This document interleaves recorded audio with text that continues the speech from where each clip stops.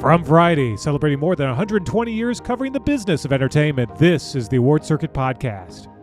Ballad of a Small Player star Colin Farrell has nothing but praise for the film's director, Edward Berger. When it's kind of an art form, the way Edward makes it, it's very beautiful and it's an additive. It's not an insult to the audience. It becomes a kind of a visual concertina piece within itself.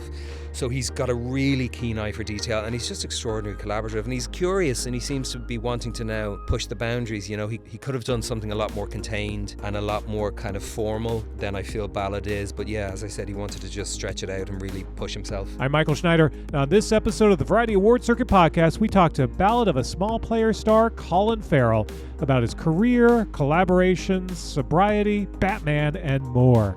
Also on this episode, Star Wars icon Mark Hamill on his latest film, The Life of Chuck. It's all next on this edition of the Variety Award Circuit Podcast. Stay close.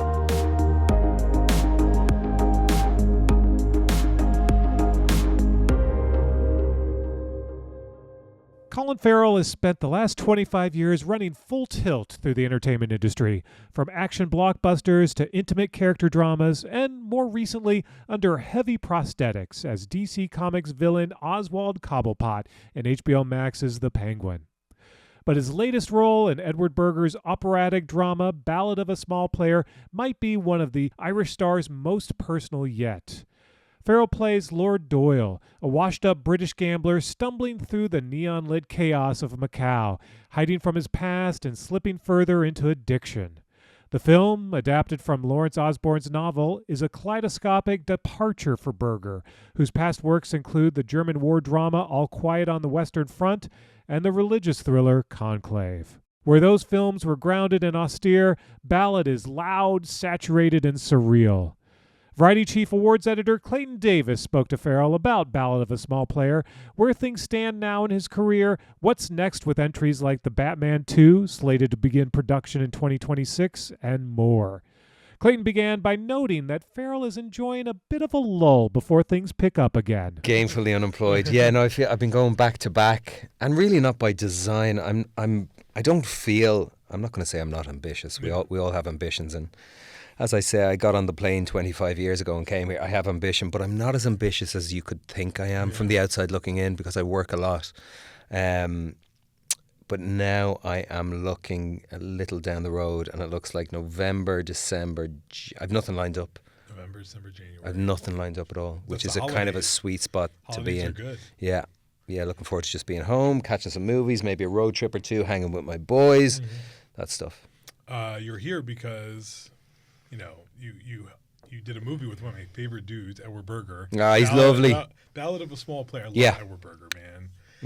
Spent the last 2 seasons in a row with him, and once again, dude knows how to direct a movie. But like, here you are, big time gambler in the film, and the best way I could describe, I'm sure you've heard this description before. It felt like your version of Leaving Las Vegas. Right. Like it really felt like a man that was just like really deep into addiction and other things, and it was just like losing everything. For sure. I mean, the container, the cinematic context of what my guy Riley is going through, a.k.a. Lord Doyle in the film, is not as grounded as Leaving Las Vegas. It's a lot more heightened. Edward was really kind of keen on doing something, having done something that was so gut-wrenchingly and horrifically grounded as All Quiet on the Western Front, and then going into something that was with a greater degree of sterility but no less form, was equally as grounded in its own way, in kind of having a look inside the inner workings of the Vatican and the Conclave. He really wanted to do something and stretch his wings and do something that was kind of unabashedly operatic and just big and bombastic and brash and bold and loud and saturated with colour. And so this story and where it's set, it was based on a book by Lawrence Osborne. It's set in Macau. Macau offers all those things anyway, fundamentally. Certainly at least the gambling strip in Macau, which is very like Vegas. I mean, it's just a carbon copy. but also... Have you been there before? No, never. And it's a place where I can't imagine life would have ever taken me if it wasn't for this film. Yeah. And it was really cool to see. I really loved my time there. Not the Strip. Hello, we have a window cleaner on the outside. Look at that. It's just never ceases to amaze what those boys do. But yeah, so the actual world within which the story takes place offered Ed all the opportunity to go as loud and go as kind of garrulous as he wanted to filmically, but also the character's journey is one that is kind of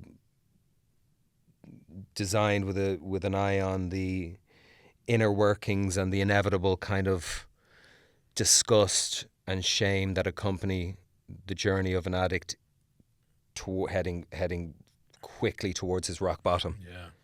Yeah. What was different working with Ed Berger? Because he's someone that I feel like has been around for a while, but people are just learning. He's been around for decades, man. Yeah, and he's worked a lot. Front, and then it moves to Conclave, and then he's doing this. So you got him on a good hot streak. What did you? I had seen Patrick Melrose that he did with Benedict Cumberbatch, which also kind of swims in the waters of the madness of addiction and the desperation of addiction, and I had loved that. So I'd seen that 2 or 3 years before All Quiet. And then All Quiet blew me away, and Conclave I loved as well.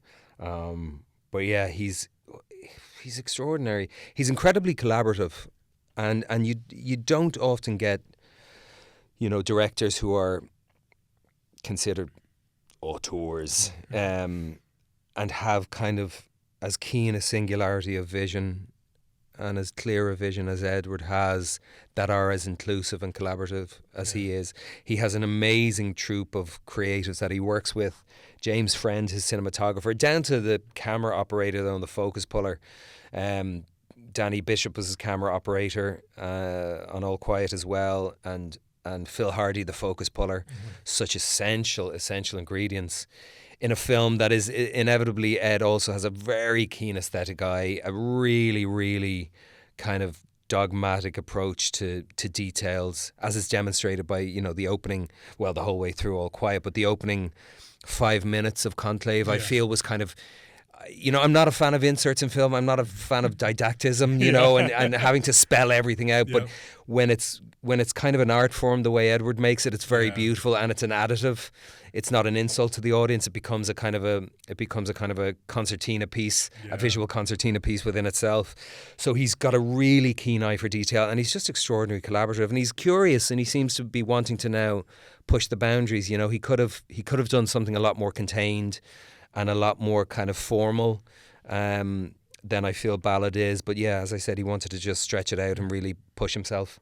So I've been thinking of like the least creepy way to ask you this, but I can't come up with the word. So please excuse me, audience.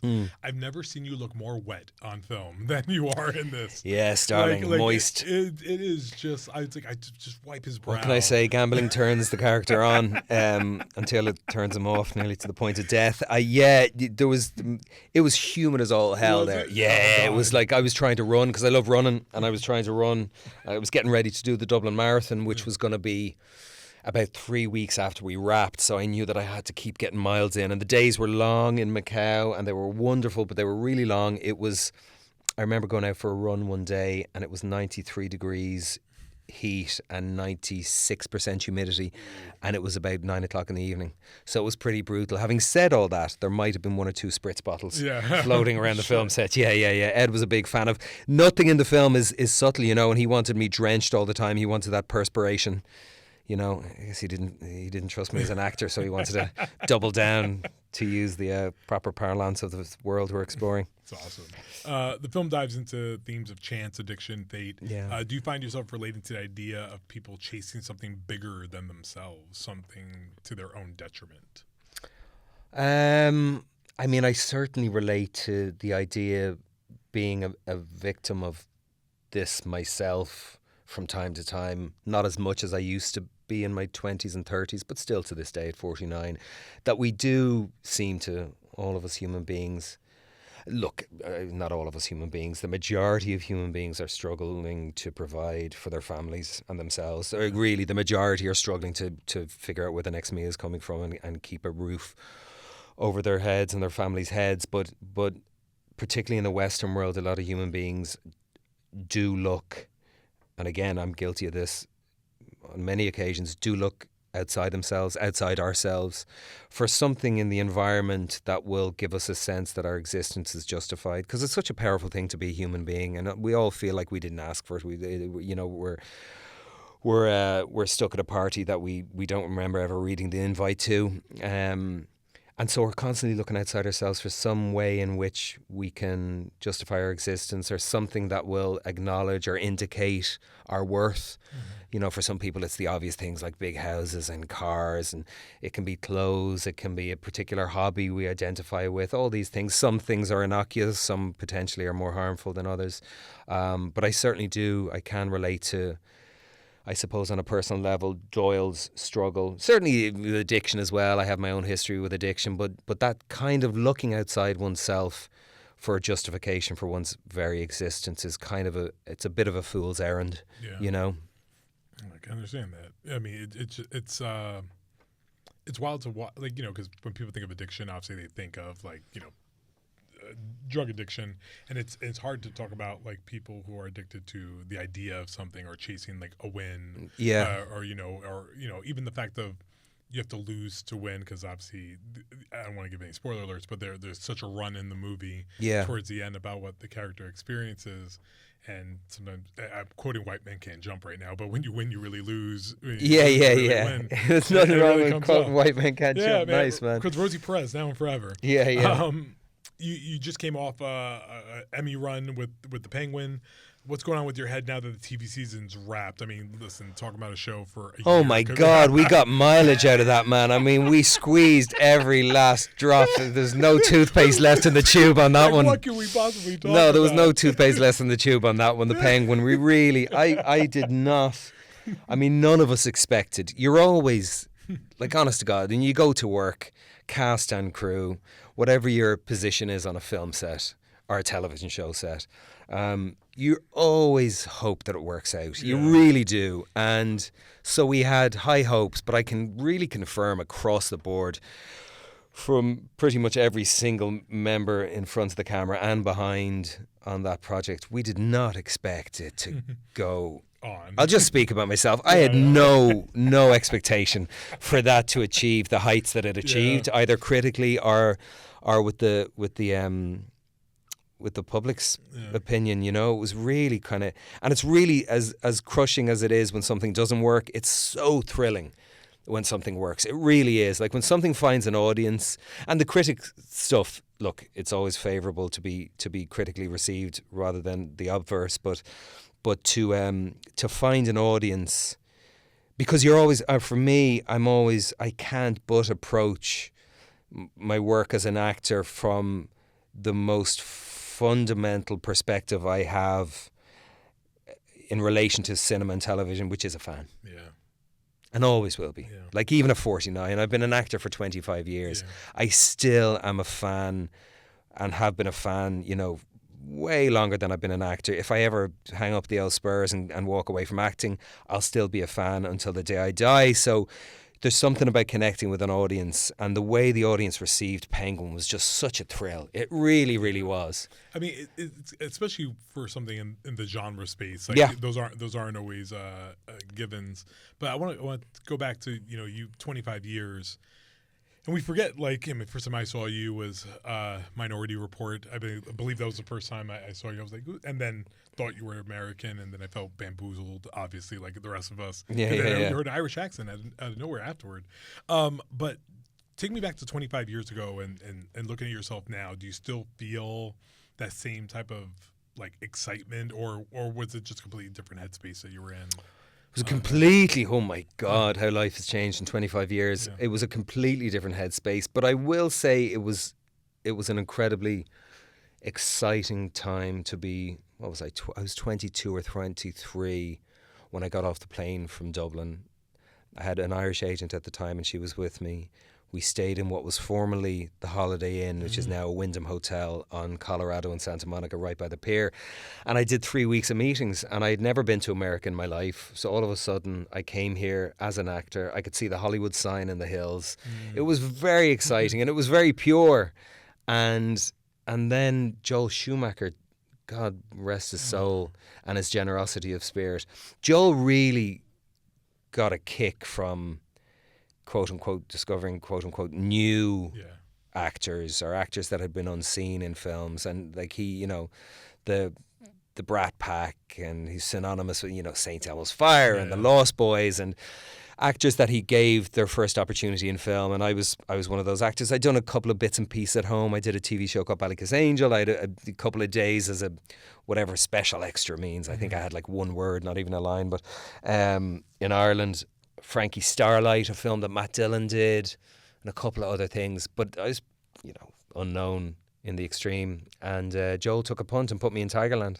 And they were really exciting days. But now I have, you know, life is of course very different. I have my two boys who are ever rapidly growing up into young men, but the work I find the work more the job more exciting now than I ever did, because it's not so. I was very overwhelmed at 22 or 23 once things started. It happened very fast. Like Tigerland went into American Outlaws, that didn't work, and then it went into Hearts War. All of a sudden I'm on a set with John McClane.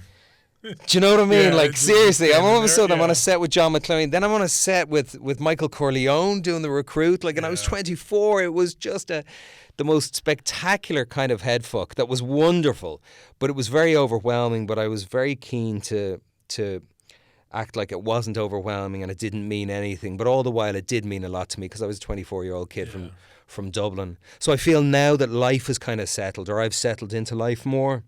And it's freed me up to actually really appreciate just the idea of going to work and bringing stories to life with a bunch of people and working on different texts and swinging for the fences and trying different things. I have a greater degree of curiosity now than I had when I was 24, because there was so much, you know, you're a 24-year-old man, there's so much going on in your life.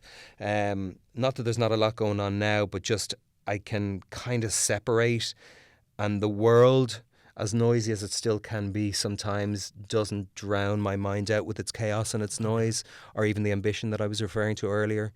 You know, I can understand what that is and where it comes from, and I still question myself all the time about why I want to do a certain thing, or what certain things mean to me, or what an Emmy means, or what a Golden Globe means, or what a box office opening means, or a box office failure means, or all those things, and how I feel my way through them. I have a little bit of space to be more clean in how I appraise them, or ask of myself what they mean. Could you think experiencing those things, obviously 25 years ago, could have felt more catastrophe, like cataclysmic in a way, or and you would I think maybe if something, maybe, I'm not sure about this, but possibly if something really worked, say 25 years ago, I would have maybe felt a little bit higher than I would today. I maybe would have felt that it was more my doing. Like it was all my fault. You know, and in the same way, if something didn't, I'd feel like it was all my fault. Whereas now I shoulder some of the responsibility with the successes, and I shoulder some of the responsibility with what could be deemed as failures. And it's more, it feels like it's, in a way, and this is a contradiction, it's no less singular than it ever was, but it's also a more communal experience than it ever was. And that's kind of feels like a bit of a sweet spot. Maybe I'm deluding myself, but it's a delusion I'm all right with living in. Listen, there's no I in you know? in Teen. No, 100%, but there is man. an I in Colin Farrell, so that there really is, works. indeed. But that's actually great to see it that way.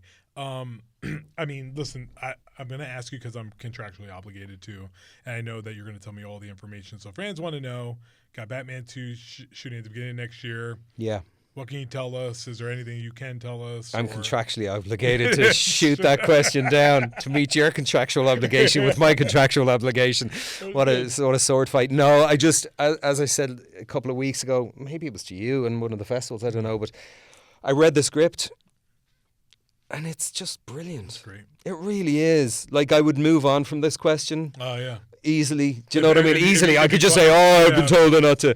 And I don't think Matt Reeves, and I don't think Dylan Clark, and I don't think Warner Brothers, I don't think anyone will mind me sharing this scant bit of information, because it's only one person's perspective. But my perspective is, it's a work of kind of just contemporary genre brilliance. It really is.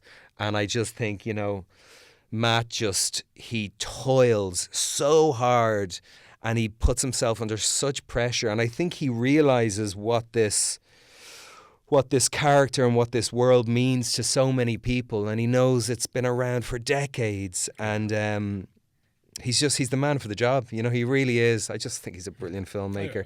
And the thing about Matt as well is, as commercially minded as he is, he's so intellectually rigorous. I mean, he really is.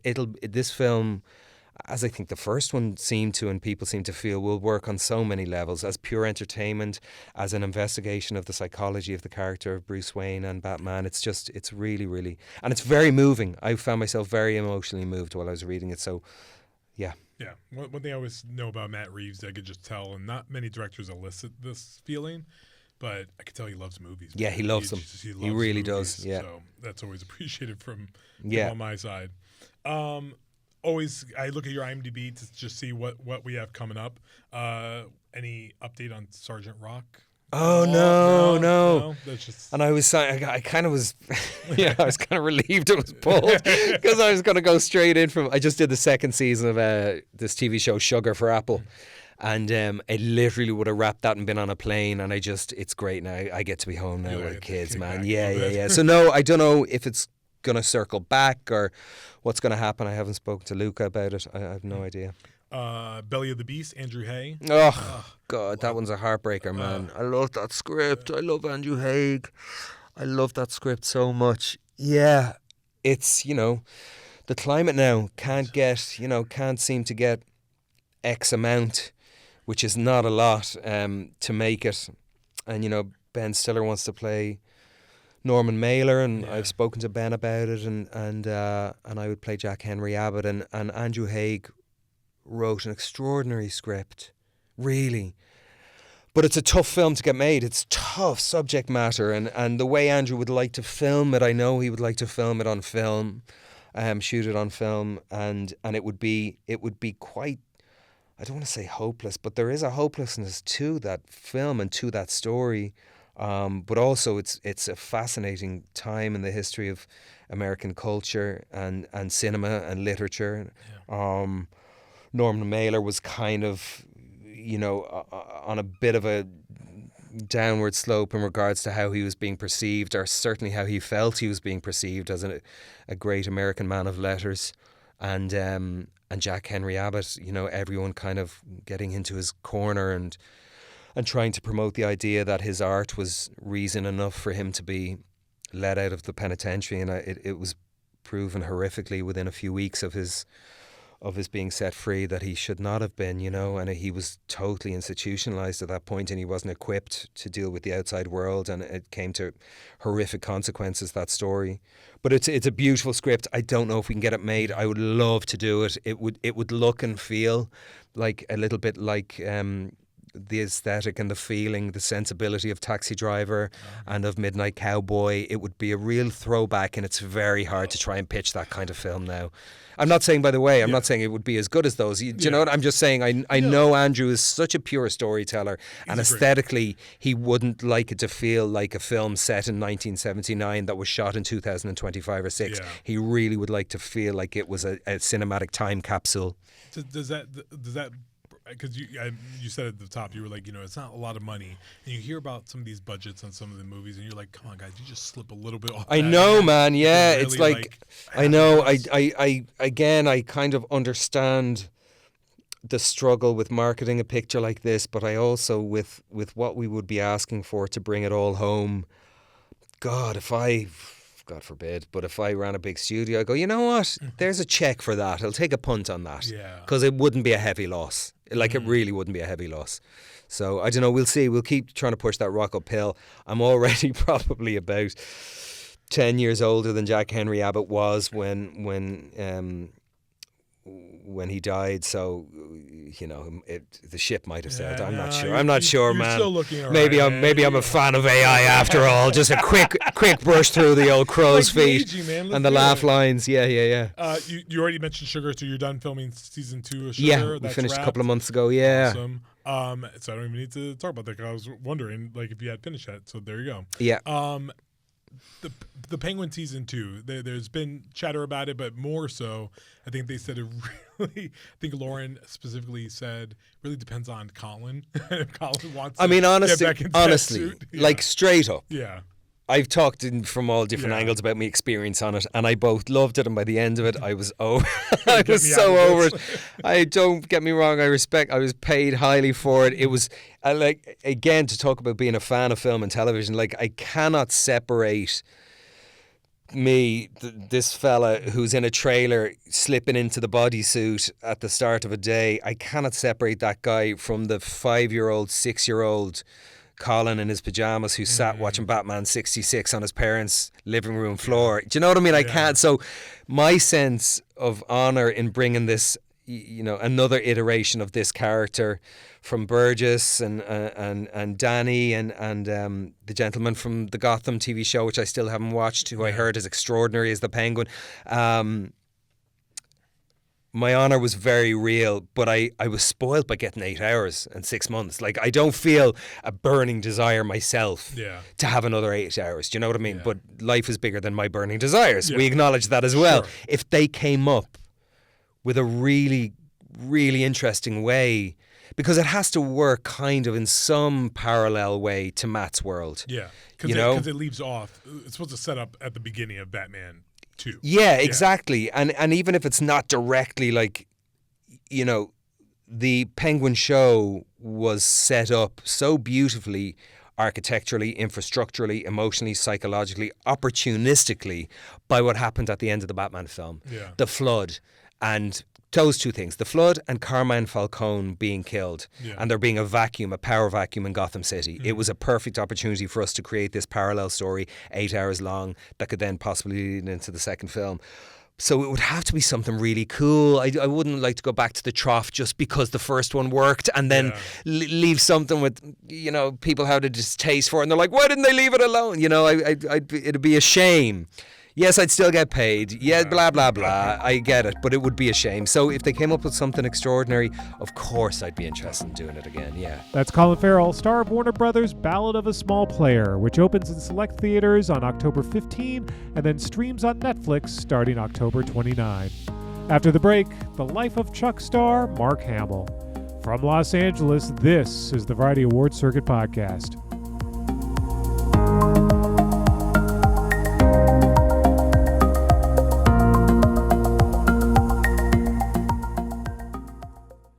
And we're back. It's the Variety Awards Circuit Podcast. I'm Michael Schneider.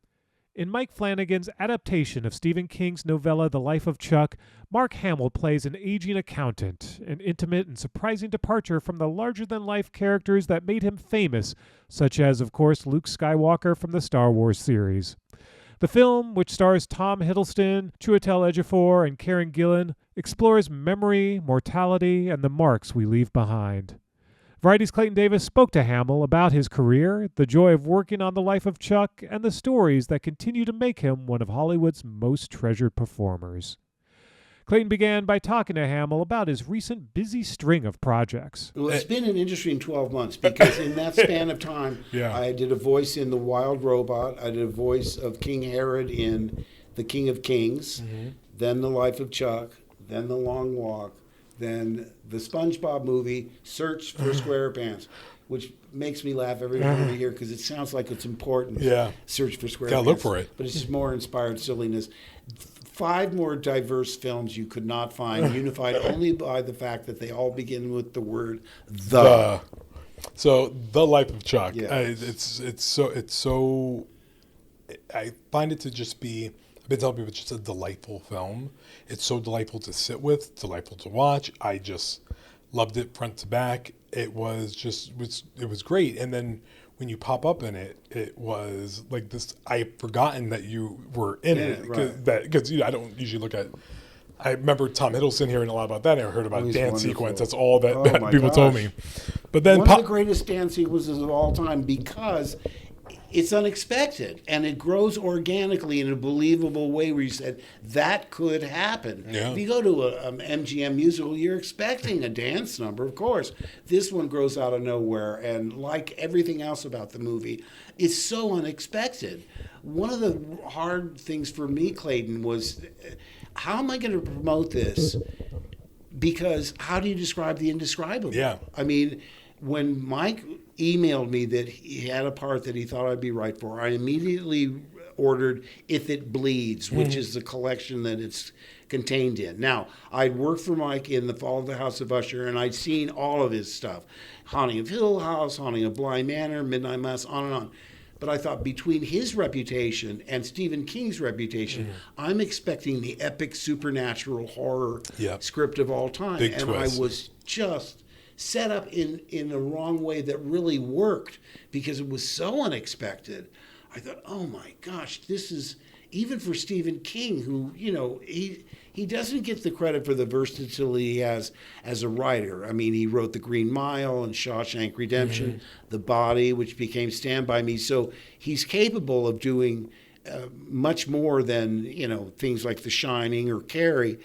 But even at that, how did he come up with this? And then I thought, how are they going to adapt it? And I think Mike just did an incredible job. So beautiful. You see things in it, you know, I've only seen it 3 times now, and every time I've picked up something different.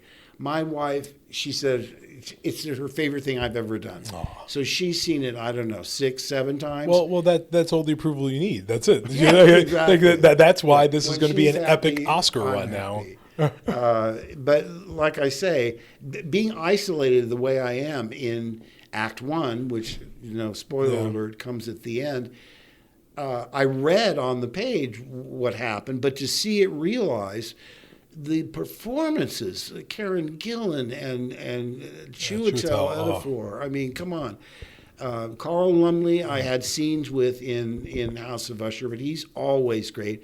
Tom Hiddleston, who knew he was such a talented...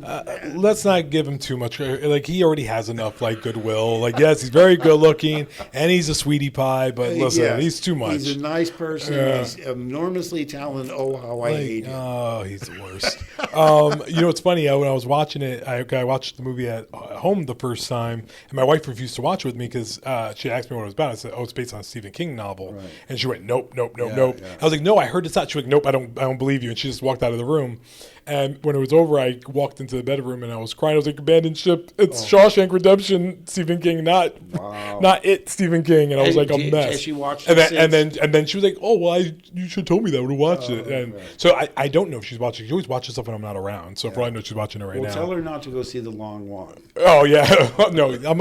I need to trick her into scary movies every now and again.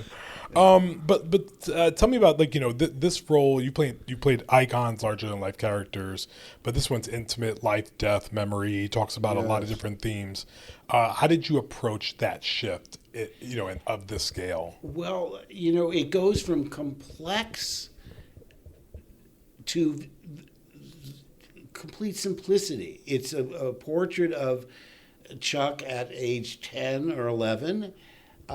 So I worked with Mia Sara, who I adore. I mean, you didn't have a lot of time. It's not like a play where you have 6 weeks of rehearsal. You're on day 1, you're filming things. And so she's so perfect. And we just held hands and we were just there instantly. And I worked with 2 incarnations of Chuck, young Cody Flanagan, and then Benjamin Pajak, who I just find him extraordinary. It's hard for me to believe he was only like 11 or 12 when he did it, because in his face, that "you contain multitudes," when Kate Siegel holds his head in her hands, it just really gets me. And I know the kids aren't kids anymore; they're like little masterful adults now. It's amazing. Well, I mean, kid actors this year, computers or phones, who knows? But yeah. I can't tell you how impressed I was with that young man. And it was fairly easy for me because it was idyllic. It would be like, aside from his, you know, he drinks a little too much, he's sort of dull. The idea that he would be so offended by his grandson saying, "Well, math is boring," he touched a raw nerve, and that sort of informs who he is. He just rhapsodizes about math for 5 pages. One thing they did cut, which I wish was still in there, at one point I say to Benjamin, And math can make you popular. The look on his face, math can make you popular. I asked Mike, why did you cut that? He said, well, I thought it was a little overwritten. And he's Mean Girls. They're mathletes, man. Math is cool. They proved it in that. But that sure showed who he was. Yeah. That the defense of how important accountants are in our lives. Yeah. That I knew who he was from his opinions about that. Oh, that's amazing. The film deals with legacies and how we're remembered. Did making this project spark any reflections about your own legacy, like in this bit? Does that ever kind of kick in? It sort of made me aware that, oh, yes, there is that aspect. It's something that you don't want to think about. I don't anyway. Yeah. And it's funny because I went to Broadway to try and break into character parts, and with marginal success, I did 7 shows back there, and character parts like. I got great reviews in Room Service, directed by Alan Arkin, because all the critics thought I was going to be playing the Midwestern playwright, all wide-eyed and golly gee. Instead, I was sleazy Gordon Miller, played by Sam Levine originally, and then Groucho in the movie. But that I loved. I mean, I love looking in the mirror and saying, Mark is gone. That's Gordon Miller, or that's Albie Krantz, where you don't recognize yourself. Animation does that for you. Yeah. I mean, you get to play parts you would never get on camera if you can vocally I never get the Joker if I were on camera. I'm not tall enough. I don't have the right face for it. But it was kind of a revelation to me because with Broadway you really have to be committed because you're doing 8 shows a week, 2 matinee days, and it's a grind. On that Monday, I remember. I had a little chalkboard because why isn't Dad talking? He's saving his voice, It's one of those things where you're constantly, you have to be. I mean, I went on with a fever one time because I called in. I said, oh, man. I said, I can't even keep water down. They said, but your understudy's out of town. You got to do the show. Yeah. So I went in and it was a lesson because by the end of Act 1, I felt much better. I guess I'd sweat out a lot of the toxins. By Act 2, I'd even got my appetite back. So I said, you see, I would have missed the only performance ever if he had been in town. So I learned from that. But art is the best medicine. That's the proof right there. Oh my God, that's amazing. I know you're a huge fan of animation, and as am I. I don't think you know this about me, so I've been dying to ask you this more than even Star Wars questions. I've been at Variety now 5 years, and I love animation. And the great Guillermo del Toro said, animation's not a genre, it's a medium. I share it all the time. I do an animation panel at SCAD every year. It's incredible. I said when I started here, I said it in my interview, I said, I'm going to be here to see the first animated film win Best Picture.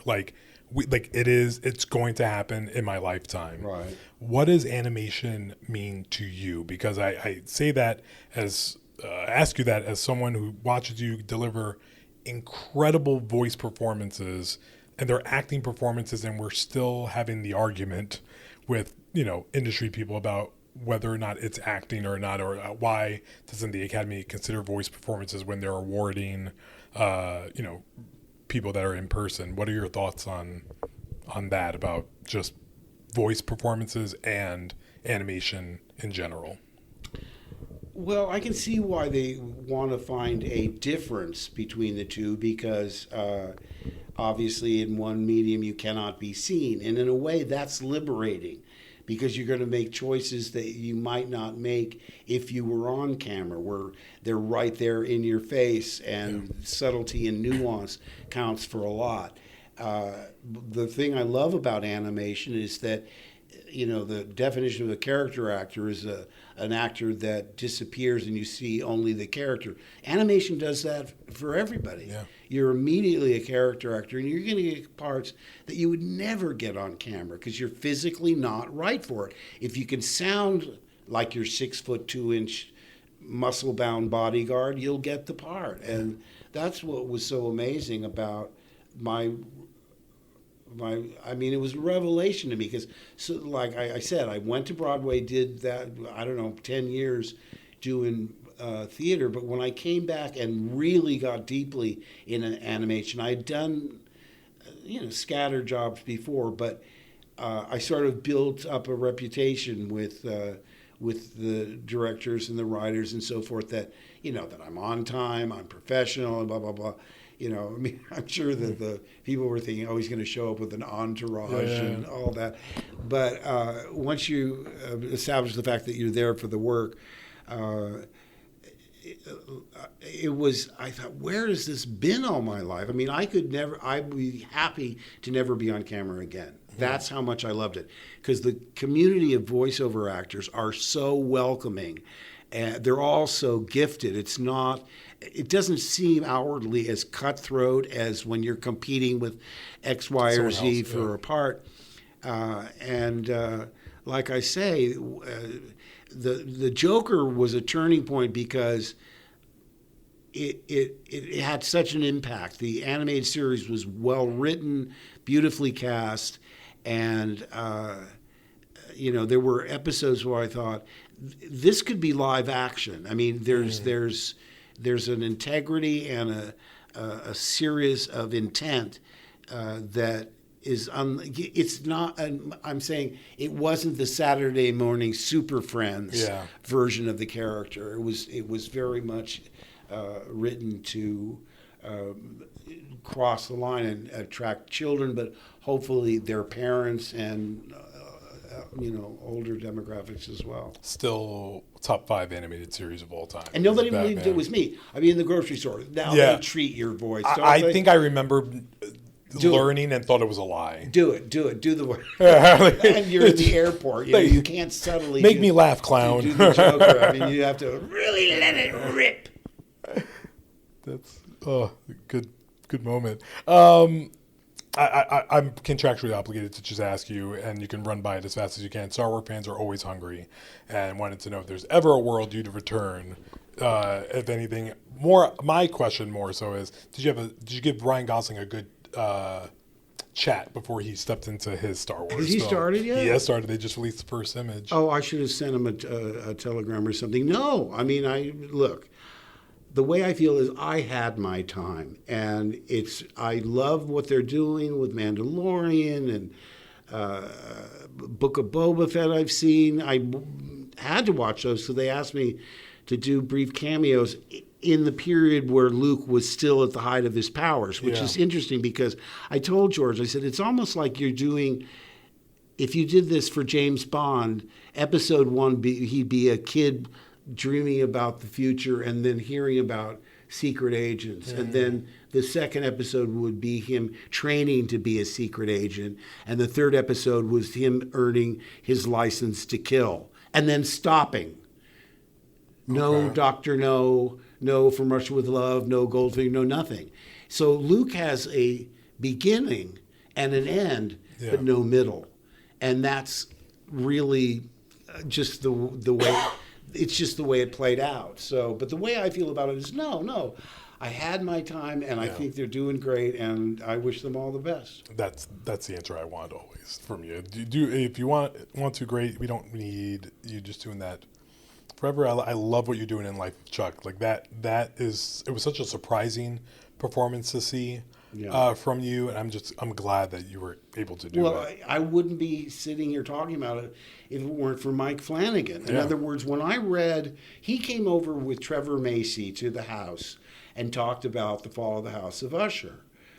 And I like I'd say, I'd seen 3 or 4 things of his, so I was already a fan. When I signed on, I went back to his IMDb and watched everything he had done.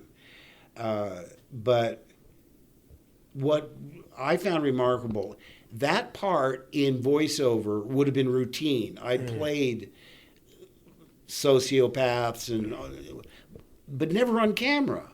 That's what I found so interesting. Not that, I'm not the lead, I'm not Frederick Usher, or I'm not one of the children like Henry Thomas or something. No, it's a small but distinctive character part, and it was scary because normally when you read something, you say, I know who this guy is. I know how I want to do this.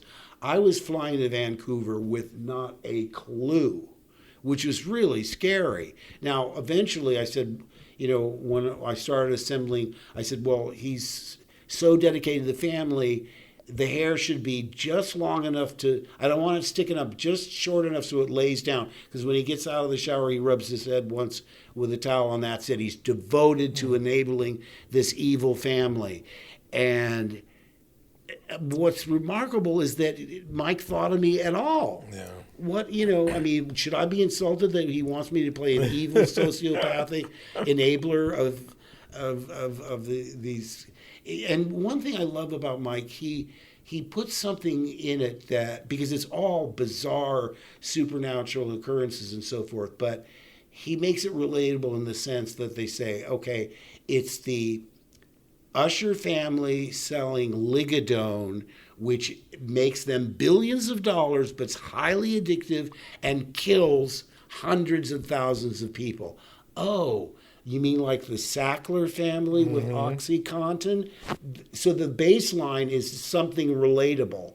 Then you can accept all the bizarre happenings. And as the family lawyer, I'm investigating. So call me Mr. Exposition, because I'm giving all the information the audience needs to know about what the hell is going on.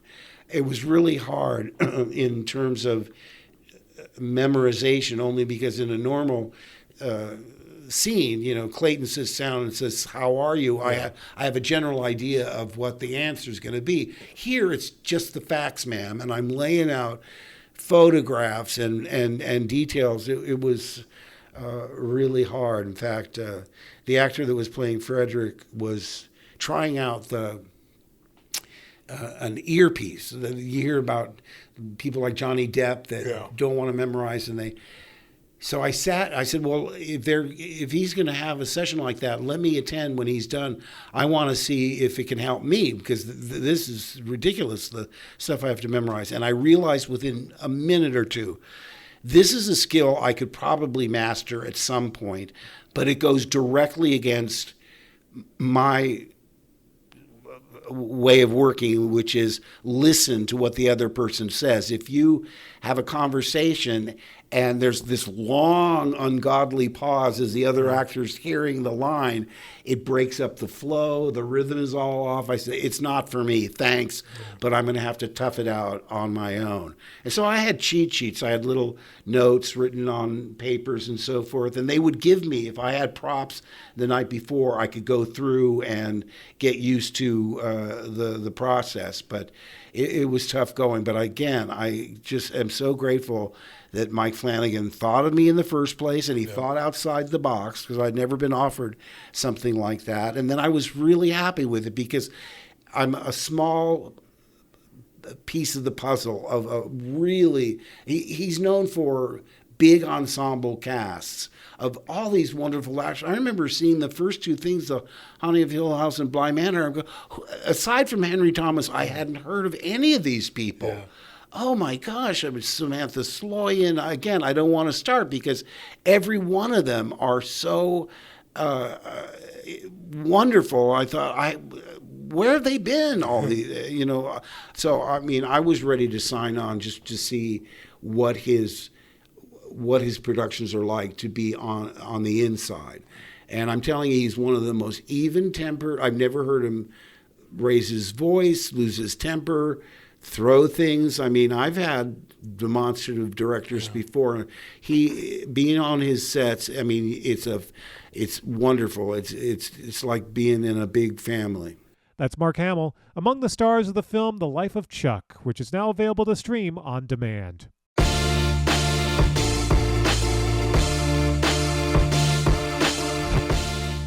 And that's it for this edition of Variety's Award Circuit Podcast. Michael Schneider is the producer. Be sure to subscribe to the Award Circuit Podcast on Apple Podcasts, Spotify, or wherever you download podcasts. Also, head on over to Variety.com and click on the Award Circuit tab to find the latest awards predictions and key races, as well as your daily fix of news, analysis, and reviews. For Jazz Tanke, Janelle Riley, and Clayton Davis, I'm Michael Schneider, and we'll see you on the circuit.